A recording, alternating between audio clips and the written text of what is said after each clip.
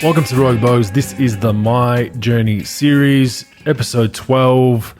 Lots to get through today. This was a really grueling one to even put a run sheet together for, and you'll see why soon. But touching on last season, finished the season off with a misdiagnosed back injury. So for anyone who hasn't listened to episode 11, circle back and even go back to 1 if you haven't listened to 1. Start from 1, obviously, and get your way to 12 because these are in chronological order from day 1 of kind of my life, really, to now. So if you're catching up and not knowing what I'm talking about, you need to circle back. But touching on episode 11 real quick, finished that season, got shut down and misdiagnosed with back issues that ended up being stress fractures, which I tried to play through for numerous weeks, if not a month or two, and that had caused me to now go into an off season of rehab, and that's where we're going to start this one. So back rehab. Never really had an injury in my career that had kept me out of the game for an extended period. This includes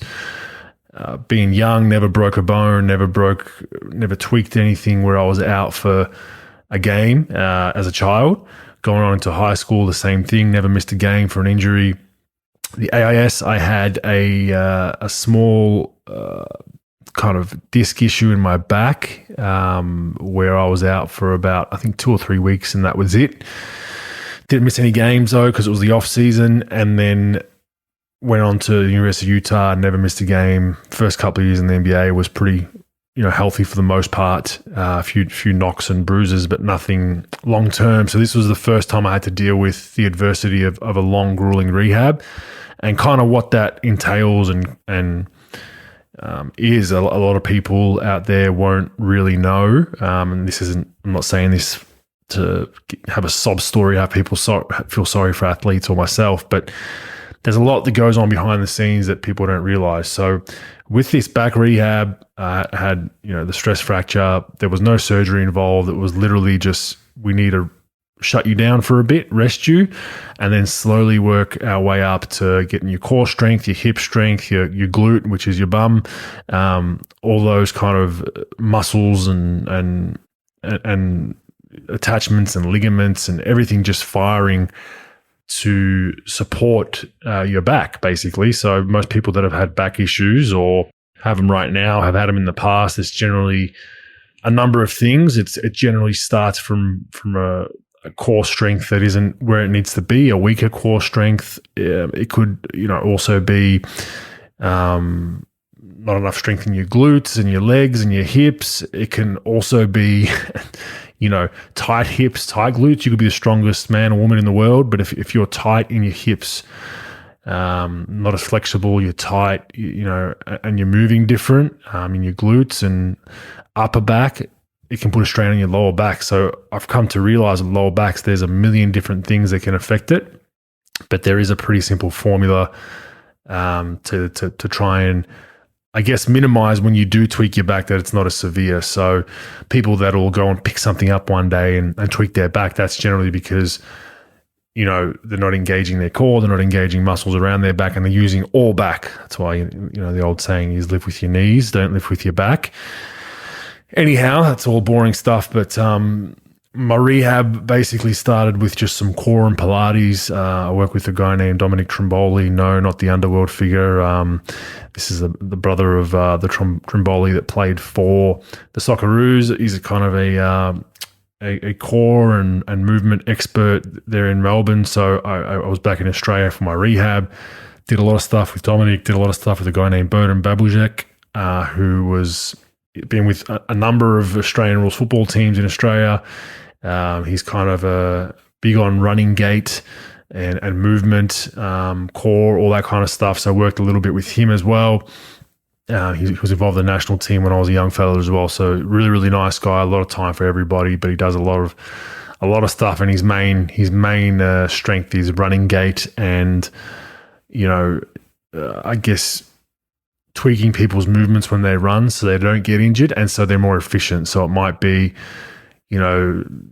changing the way your steps are or your arm movement or your gait or your hips or this or that or how you move around cones and all that kind of stuff. So he was real valuable there. The Bucks flew out a trainer a few times to come and see me. Everything was going well.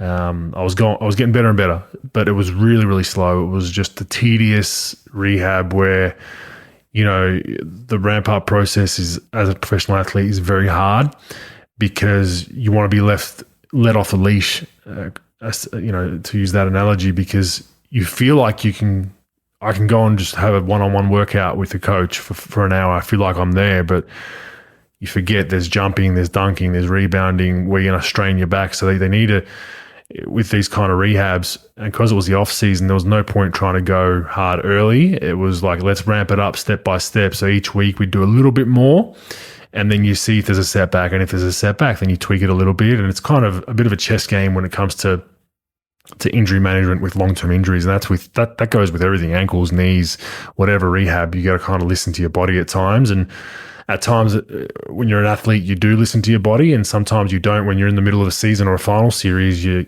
shoot me up, give me meds, whatever I need to do, which can have a detrimental effect to your body long-term. But that's kind of the now is usually the most important for athletes. Where it isn't is the off-season, where you can really kind of take your time and tweak things. So like I said, strengthening, core, a lot of gym work. Then I started getting into some light running. Then it moved on to some light basketball work, 1-on-0. Then obviously more intense, then more lifting. And then some contact stuff started. So what does that mean? Well, contact was first with the coach with just a pad that's hitting you as you're going up for shots and whatever, getting a bit of that impact to see how your back responds. And you do that for a week, and you move on from that. But look, I got through the rehab pretty well, got healthy. But from this day forward, I would forever have back issues, forever. Still to this day, I mean, in retirement, I still have to really be careful what I do and when I do it. I have to continuously work out. Which is a good thing. You want to stay healthy, and I'm pro.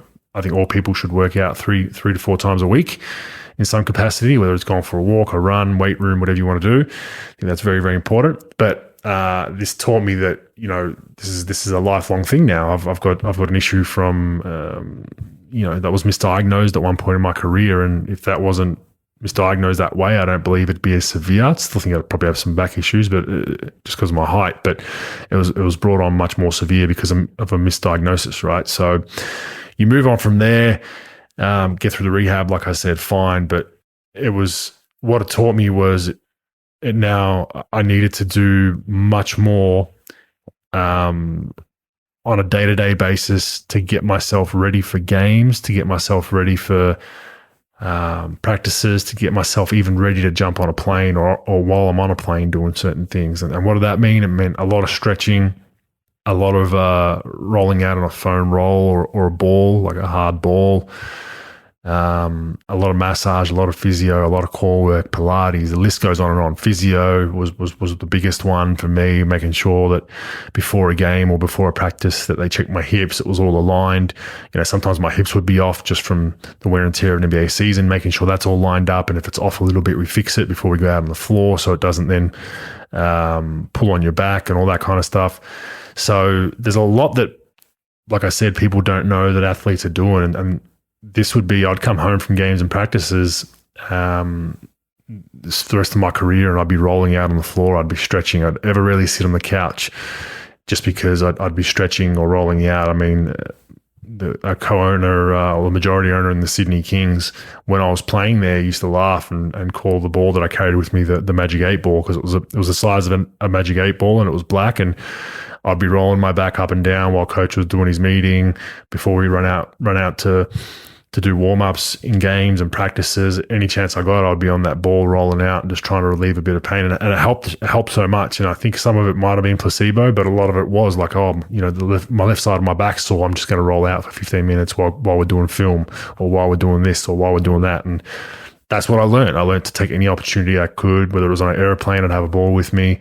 In terminals, when I was traveling internationally, I'd be rolling out and just rolling on the floor. And the floor is my most valued piece of furniture once I had my back injury, because I'd be on there a hell of a lot. So that's just a small kind of breakdown of what I now have to endure as someone with back, and thankfully post retirement I had a microdiscectomy surgery, which we'll get into in further episodes, and I've been pretty good since then. But like I said, it's something that's an ongoing thing. If I don't work out for a month, and then I want to go out and jump on the surfboard or go four-wheeling or go and do something where I'm, using my back, I'll feel it the next day, right? So I just got to be careful there and make sure I keep working out. So going into the 2009-10 season, look, I felt okay. My back was still, I was healthy, but it was pulling up very sore post most practices and games. And then you're in a position mentally where you're like, is this going to start into a back spasm again? Or is this still a stress fracture? Have I been misdiagnosed again? So you're kind of a bit of a hypochondriac, and I don't think, it's by design. It's kind of, you've been told at times you're healthy when you're not, and you've played through it and then made it worse. So you're always kind of starting to second guess people that are experts in the field, which you don't want to do. But at the same time, there's a bit of a lack of trust because of what's happened to you. Like it's like a dog that's been beaten. Your owner's gonna beat the dog up. The dog knows that, and it's kind of second guessing itself or scared or this and that. So that's kind of what I felt like. But I was pulling up sore most games. But like I said, a simple rollout and stretch and some mobilizations and getting extra rehab and treatment in whenever I could around the clock before and after games and practices really made a difference for me. Like I'd walk in some days to training, 10 o'clock session, I'd walk in at 8 a.m. and get about 30, 40 minutes of work on my hips, my glutes, get a bit of massage, get some physio, get some mobilizations, then go in the weight room and do some core stuff. And then I'd be fine to practice, even though I walked in there not feeling great. And this was daily. That was every day now. So every day I had to come in early and even stay late and get extra treatment afterwards. I'd have guys, masseuses and guys and girls come to my home, physios. I'd get extra sessions away from the club. So it took a lot of time, but that's how I stayed healthy. So anyhow, we talk about the game a little bit. Going into the season, not much was really expected of the Milwaukee Bucks. Like we hadn't sniffed the playoffs since 2006, which was my rookie year. We had, what is that? So 06, 07, 07, 08, 08, 09, no playoffs, not even really close. A few tanking years in there. But we had a solid squad. We had a pretty solid squad. We just drafted Brandon Jennings with our first round pick. He came in with swagger. Michael Redd got hurt that year. He was kind of the main piece offensively for us for the past 3 or 4 years when I was there, and a scorer. But not a lot of success with him leading the team as a scorer.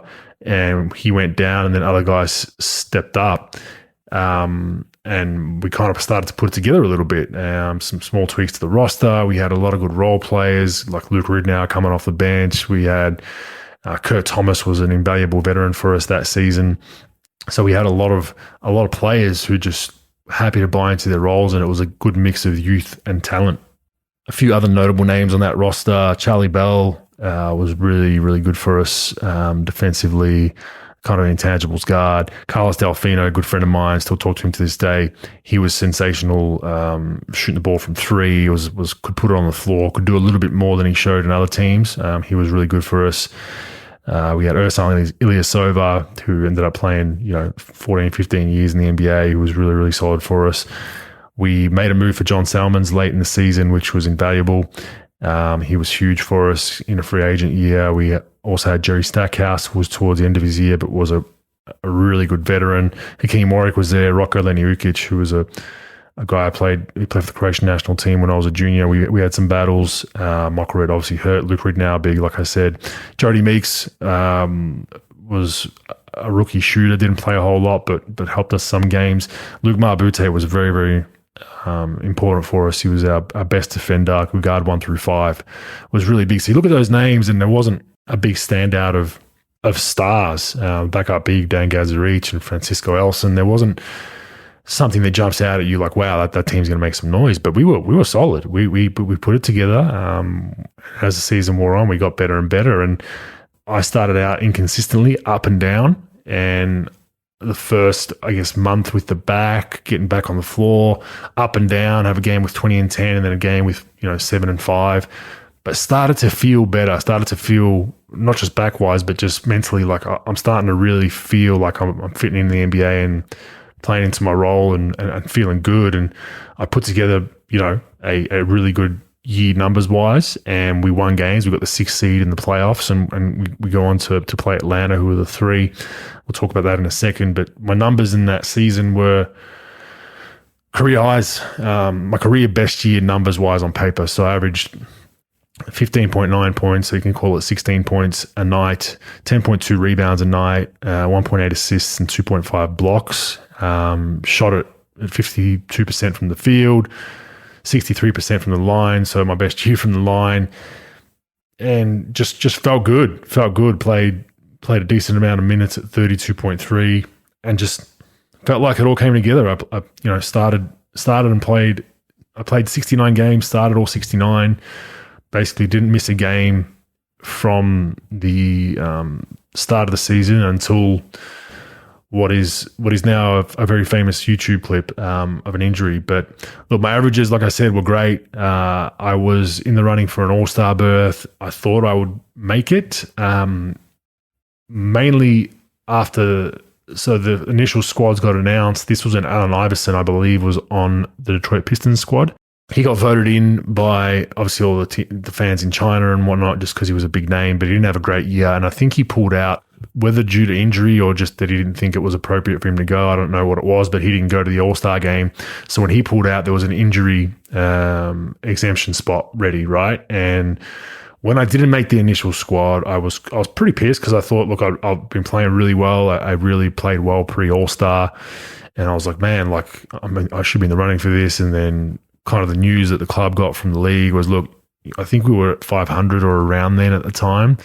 They were like, look, it's just one of those things that your numbers are good, but your team's not winning. And I was like, okay, that's fair enough. Cool. Makes sense. Get it. So then Allen Iverson, as I said, bails out. And then future teammate David Lee, who was with the New York Knicks at the time, he gets the replacement spot for Allen Iverson. And I was like, okay, let me look at New York's record. They were like towards the bottom of the East. And I'm just like, okay. So now it's not about the wins and losses. It's about, and not taking anything away from David Lee. He had a phenomenal year numbers wise, but it comes down to, so now it's coming down to numbers on a bad team, right? So I thought that was really disappointing for me, and I was a little bit pissed about it, probably a little bit petty on my part, but I was pissed about it. But once I put 2 and 2 together, David had a great year. He's in a bigger market, the New York Knicks. It all kind of made sense with the way things work, and I was like, cool, whatever. And then funnily enough, even though I got hurt after All-Star break, I then made the All-NBA third team. So All-NBA first team is 5 players, All-NBA second team's 5 players, All-NBA third team's 5 players. I somehow make the top 15 without even really playing the rest of that season after All-Star, but I didn't make the top 24 2 weeks prior to my injury, right? So it didn't make sense to me. It was a head scratcher. I was very thankful to make an All-NBA team, the first Australian to make an All-NBA team, and was very, very thankful that I was essentially voted as a top 15 player in the league for that year. But let's get on to the play. This is probably where my career path changed, for good or for bad. And I was in a great place, mentally, physically, feeling good. The back was better. Was starting to put it together consistently. Like I said, 16 and 10 a night with 2 blocks and 2 assists. Like really starting to feel good. I thought I could even get better than that for sure, like building on that in another off season and just continuing to get better. And playing against Phoenix at home, I always played well against Phoenix. I mean, Stoudemire was a smaller 5-man, and I loved him guarding me because I was bigger and stronger, and I'd just get to my spots on the floor. And I generally, historically, with the Milwaukee Bucks, had really good games against the Phoenix Suns.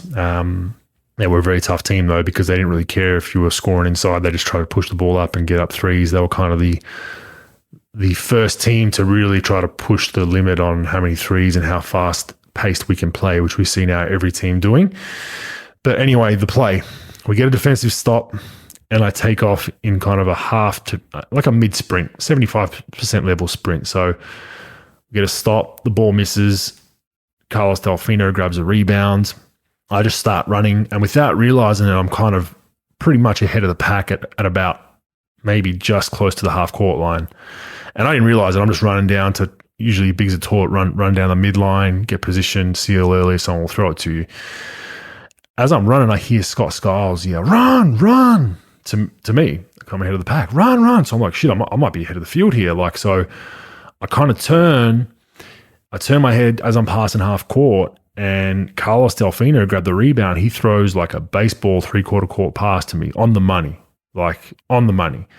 leads me to it. I catch it one hand, lead a hand out as I lunge out to catch it at about just after the 3-point line, and I'm running full speed. So without a dribble, I catch it maybe, just outside the free throw line, just inside the 3-point line. No stride, no dribble. Go 1, 2, race to dunk. I feel a push on my lower back as I take off, and it was Stoudemire behind me. And for those that have played basketball, when you jump off 1 foot, I should have just taken an extra dribble and went off 2 feet. In hindsight's a beautiful thing, but when you jump off 1 foot, you're vulnerable because you're basically a toothpick can kind of get you off balance. A little finger prick can get you off balance. And he had a little hand on my back or my hip and gave that little kind of small little shove that you think, oh, that's nothing. Because I was jumping off one, it gave me an extra bit of momentum. So then as I've dunked the ball, I swung so far off the rim that I was parallel with the ground. I don't know why, I just couldn't hang on anymore. Didn't get a great grip of the rim for some reason. Hung on until I was parallel. Hands slipped off the rim. I basically fall parallel to the ground. And so my back's about to just take a walloping on the floor, and I've had back issues. So I'm like, okay, I'm going to stick my arm out, stick my right arm out to brace the fall. But from that height, I weigh 120 odd kilos, 250 pounds. Put my arm out, bang. Right? I don't feel anything. I don't feel anything at the time. I fall down. As I kind of half sit up, I look at my arm and my elbow is pointing to my face. That's when I lost it. And I'm just like screaming in pain.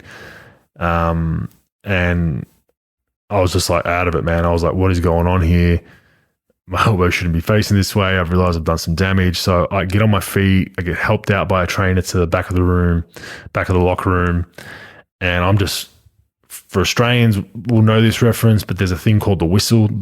It's like it's a drug that you kind of suck on, and it kind of helps calm you down and helps your pain. And I'm yelling at our trainer, like, where the fuck is the whistle? Give me a whistle. What's a whistle? What do you want a whistle for? And I'm like, give me like the medication stuff. We don't have that. What are you talking about? So in America, evidently, that they don't have the whistle like we do in Australia. We see it a lot with AFL football players when they have a gruesome injury. The trainer runs out and there's always something in their mouth, and it's the medication. So I'm losing it. I'm like, give me some drugs. Give me anything I need. Like the pain was like, 20 out of 10. So the doctors, physio, trainer, and the orthopedic surgeon were back in the rooms, and they're like, no, we're not going to give you any drugs yet. We can pop this back in for you. And then once it's popped back in, your pain will literally subside. It'll stop pretty quickly, and you should be good to go. So I go, all right, cool. Let's go. Hurry up. Just do it. So he's jiggling it around, moving it around, trying to feel it. They actually, first off, they had me on an X-ray machine to see kind of the extent of where it was. They did that, and they're like, look, we think we can get this back into place. Cool, okay, because they said, the whole thing is get it back into place sooner, and should heal better and not cause any further damage. Heal faster, at least. You'll be out for a little bit. But so they crack it back in. All right, how's your pain? I said, man, it's worse. Like, no, it should be better. Anyhow, go to the hospital, have a cast overnight. The next day I have to go into an MRI machine for the whole day. It was like 5 hours because I did my elbow, forearm, wrist, and then I got to my index finger, did that, and they wanted to do one more finger, which I think I broke. I think I broke both my index and my middle finger. Got to the middle finger, I said, listen, I can't sit in this thing anymore, man. Like, I can't, I'm in immense pain. Anyone's had an MRI, it's rock hard, like a piece of wood in there. And I was like, this is it. I can't do any more. Like, you got enough information. Let's see what we got. And anyway, it ends up being a broken elbow. That was the issue. So I dislocated and broke my elbow.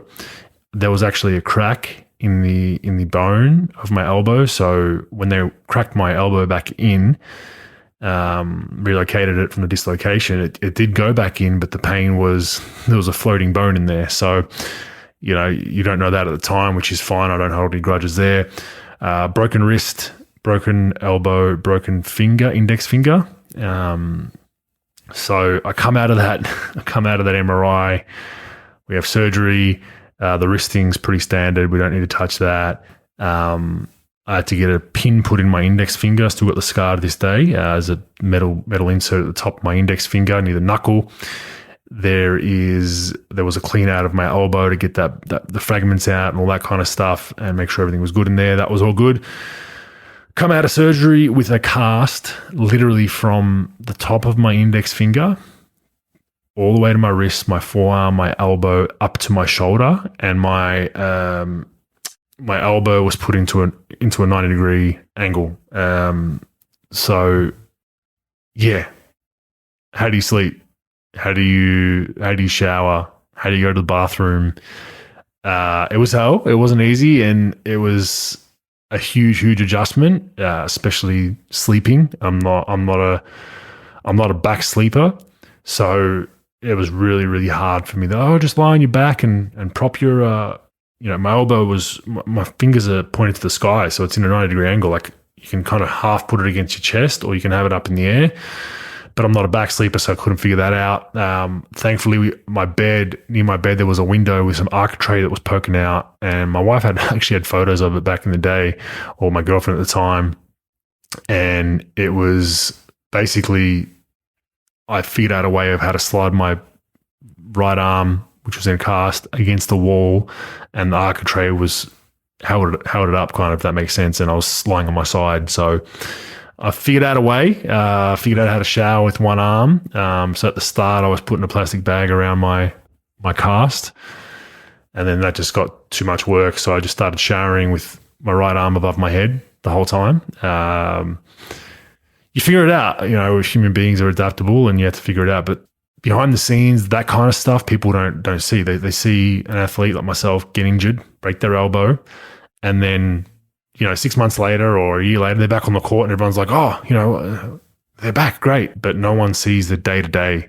No one sees, like, you can't cut your own piece of chicken or steak. No one sees you can't go to the bathroom properly, or you can't have a shower properly, or, your daily life is severely hindered, and it's something you just got to push through. That's the hardest part. And a lot of athletes struggle with it. At that point, I didn't really struggle with it. I kind of just saw it as, cool, I feel sorry for myself, but that's not going to get me anywhere. What can I do rehab-wise? When can we start doing things? And that was light at the end of the tunnel. And we were still battling, in the playoffs, or about to be in a playoff series. So I still had something to entertain my mind. Watched a lot of basketball. Thankfully, had a nice home in Milwaukee with a theater room and whatnot. So I had a lot of distractions that could keep me kind of engaged. As much as you can only watch so much TV, it helped a little bit. We then go on to make the playoffs, which was bittersweet. I'm not going to lie. I was very, very happy for the club and the team, but I was also disappointed because it was our first successful year for a number of years. We finally got there. The crowd in Milwaukee was sensational. The Deer. I infamously did, squad 6 that season. So we'll get into that a little bit later. But yeah, Matt, we had a team of guys that were just fit well together. We didn't have any huge names, but Brandon Jennings had a really good rookie year. I had a great year. Delfino had a great year. Marbuta had a great year. It was all coming together, and I truly believe if I was healthy, we would have beaten Atlanta in that series. We should have beaten them anyway, to be honest. The series went to 7 games. Atlanta had home court. We broke, I think we stole home court early. It was 2-2. We went to Atlanta for game 5. We win that. It's 3-2 going back to Milwaukee for game 6. And we should be the favorites, right? We should win that series going home with a game 6 in hand. And we end up losing that game. We laid an absolute egg. I think we scored in the 60s. They pummeled us. We just couldn't score.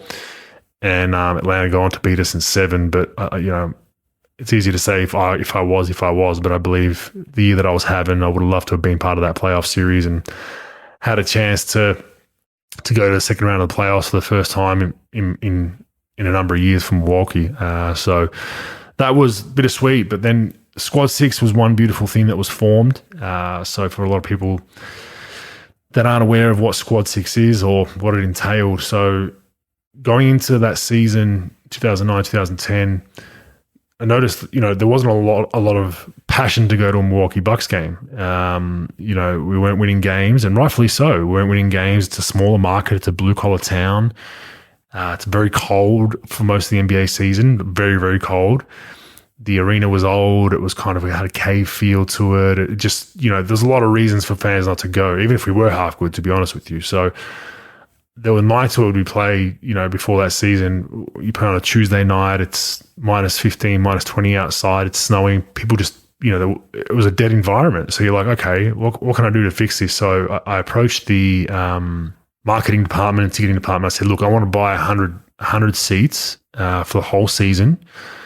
And I want them in an area that's lower bowl, that, give me an area where there's a bulk of seats available, and I want them to basically, I'll pay for them, but I want you to allow me to allow them to just bring ruckus and just act a fool at the game. The whole point was you need to be, basically a cheer squad, basically like the European fans, drums, trumpets, whatever you want to do, whatever you want to bring. I don't care.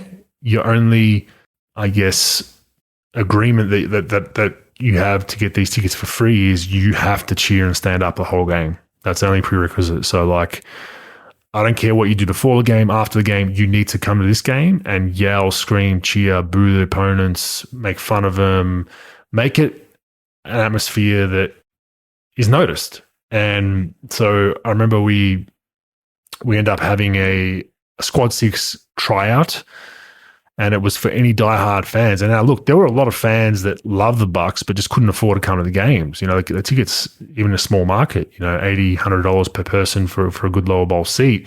There were a lot of fans that just couldn't afford it. So that was the other thing. I was like, I know there's fans out there that want to come and support us that probably can't afford it. So I have this audition, and it was great. It was just basically like a talent show type setup. It was myself, a local few radio personalities and Bucks personalities, and each fan would come up and do something to sell us or sell myself as to why they should be, in Squad 6.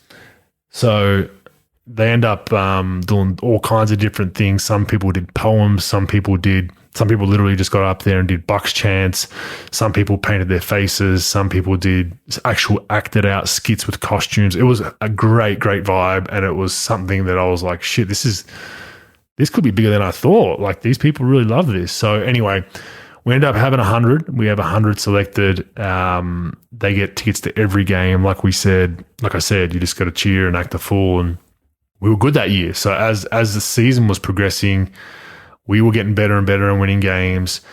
Squad 6 was starting to form its own identity in the arena. So they started going out on their own and doing, from what I understood, they would meet at a local bar before the game, 2 hours before the game.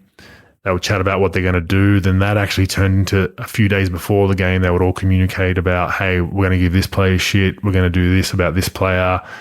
And they had some hilarious chants about plays at free throw lines, like banter, joking. There was a TV commercial, I think, for like a deodorant company called, and the song was like, Love Stinks.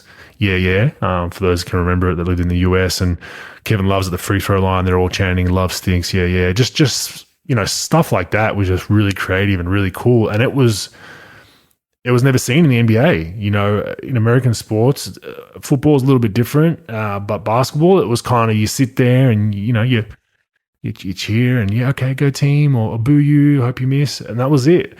This was actually orchestrated, and it became its own life form, and it was so awesome. And, we often had opposing players flip off Squad 6. We often had actual, players from other teams comment on, like, man, it's pretty cool. Like, even though they're giving me shit, like, it was a cool atmosphere to play in. And it made those nights on a Tuesday night or a Monday night or a game, 18,000 seat arena, we only have 9,000 people show up. It made it seem full.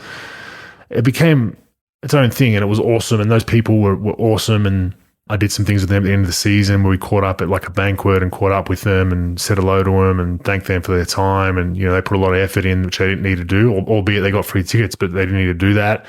And it was just something that I thought was really, really cool. And I'm still, I don't believe they do that anymore, which is disappointing. I would have wished someone would have carried that tradition on, renamed it, whatever. But I think it's something that sporting teams should look at. I think it's really, really a really, really cool thing, especially if you're a team that is not selling out and you've just got a bulk of seats that you're not doing anything with anyway.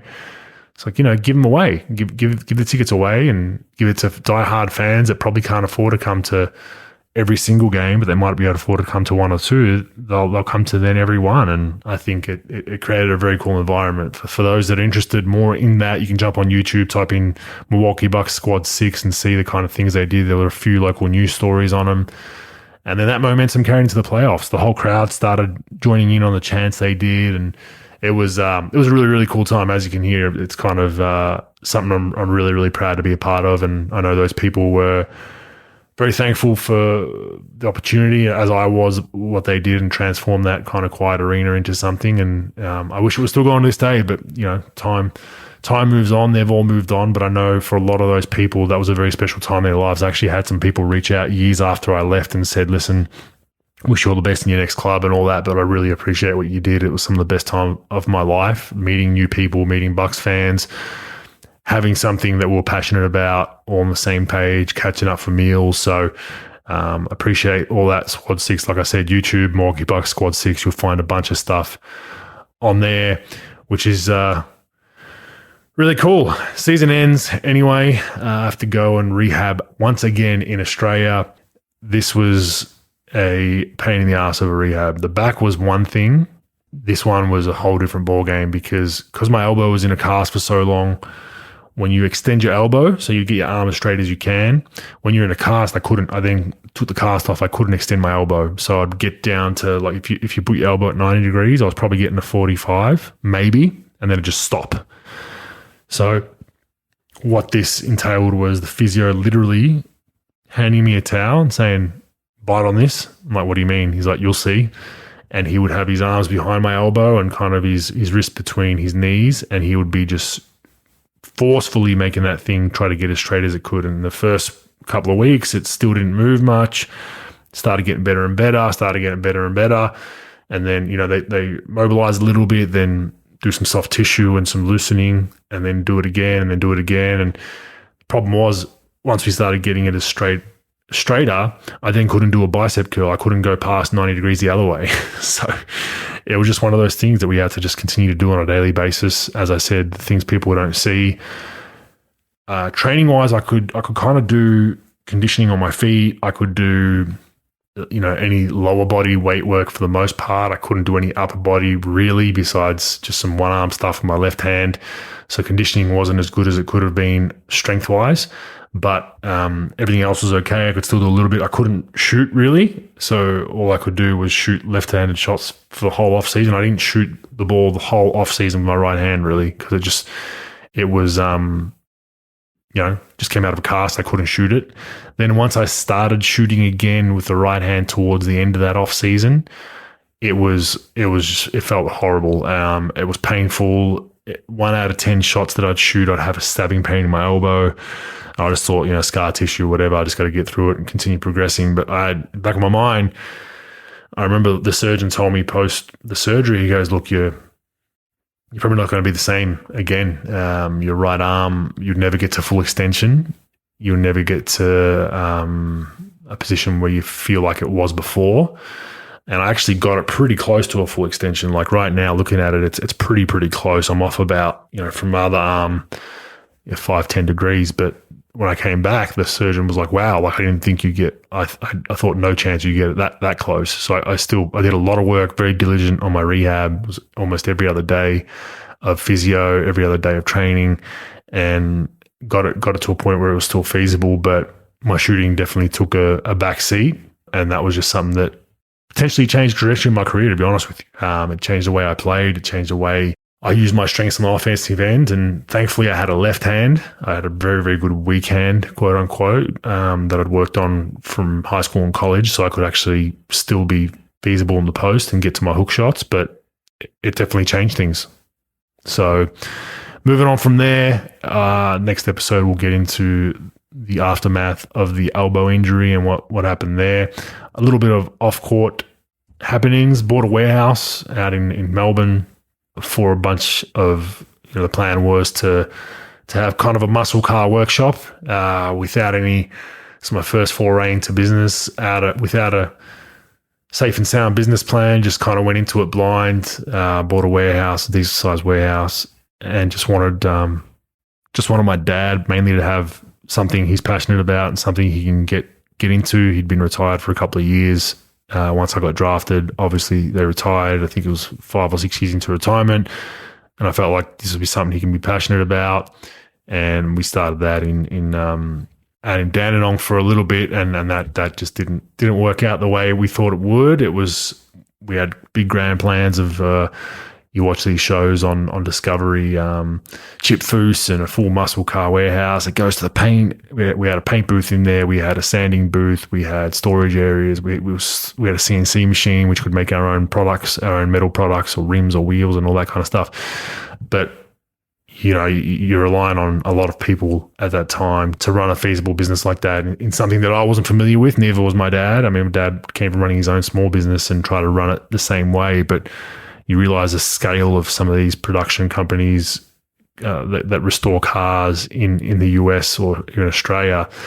There's a lot of employees involved, and there's a lot of things involved for high-end muscle cars. So it was a lesson learned from that one, but that was something that I was passionate about. I wanted to give my dad something to get his passions out about, and unfortunately, we bought way too many cars. We bought, at one point we had about 50 cars sitting in that warehouse, from everything from Chevrolet Bel Airs to Buicks to Oldsmobiles to Plymouths to Ford Mustangs to Chef Camaros, everything and anything, and a lot of Australian muscle car, which was kind of more my passion. So we had to turn that back down the line, but that was just a small insight into my foray into trying to be a Chip Foose type muscle car, a place you take your car from start to finish, which is just too hard to do in Australia, especially with the way employment laws are and trying to get subcontractors, and